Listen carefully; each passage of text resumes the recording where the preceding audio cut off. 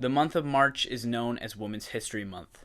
This year, WSA and the School of Fine Arts have partnered to put together something special, the first ever Women's History Month art exhibit. So this is the Women's History Month exhibition in the Student Center. We have pieces on the main floor in this little gallery space, and then we have some in the Fireplace Lounge upstairs.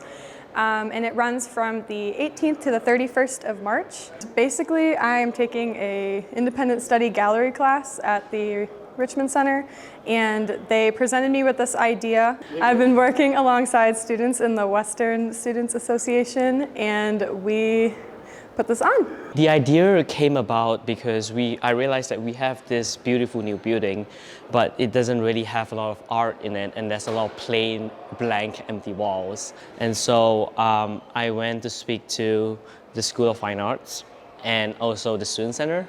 They gave us a really talented curator to help us in the process, and they guide us throughout the way. This showcase has given artists the opportunity to show off their works.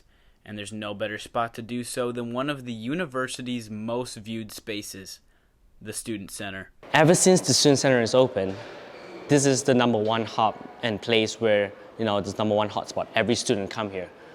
So if we want to get the highest engagement for an art exhibit, I believe this is a place to do so, and so I really wanted it to be here.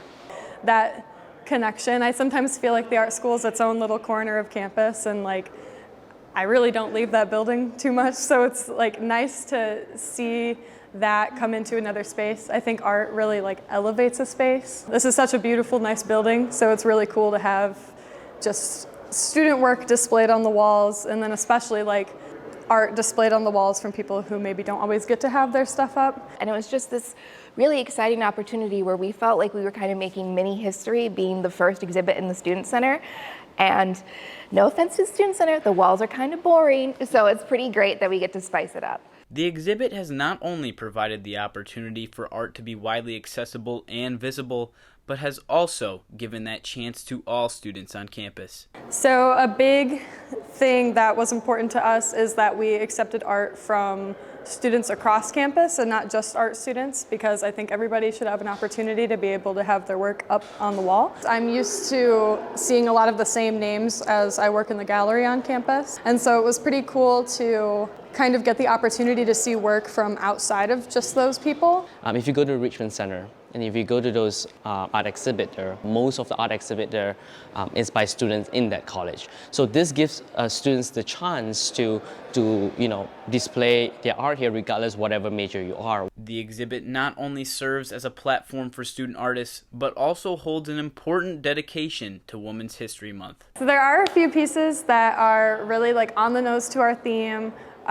supporting women's history and celebrating women's history, but then we also accepted a lot of work that we just felt needed to be displayed. I think it was a really nice gesture from WSA, from the Student Center, to say, hey, we value women artists, we value women in general. The fact that the Student Center and WSA said, hey, let's not make this about us supporting women, let's make it about women, is actually really amazing and I think pretty unique. There are some pieces that really, I think, are very healing, not only to have made, but to see, and how they talk about being a woman in our experience. And so that's very validating and I think very aware of the situation, and I appreciate that.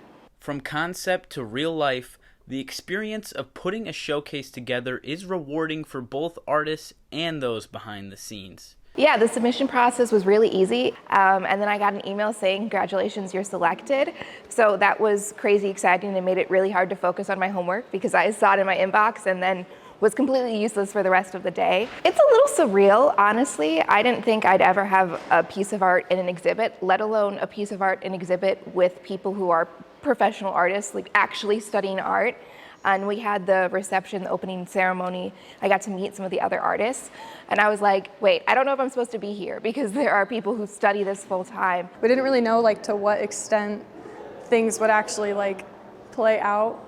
And so it was really cool to actually have the reception, have a really big turnout for that. I've been seeing a lot of posts of people with their art, standing next to it, and all super excited that it's up on the wall. I've had a few people thank me for kind of allowing them this opportunity, which is kind of surreal, just because I feel like I'm also always thanking people for that same opportunity, so I'm just kind of like, oh, yeah, of course. I had somebody bought a piece during the reception, so that artist was super stoked about that. It was a really awesome piece, so that's really cool that we actually did have somebody buy a piece. The hope is to keep this exhibit going as a yearly tradition, featuring Bronco art for years to come. Well, I'm graduating, but we have had some interest in me recommending other students that would be good at this position. So they definitely are interested in doing this again, and I think this was definitely a success, so it would be really awesome to kind of see this carry on into, other kinds of events, for years to come. It's really cool now to have all kinds of different things up from all kinds of different people. Yeah, it's super exciting to have it all work out that way. In Kalamazoo, I'm Aidan Ralko, the Western Herald.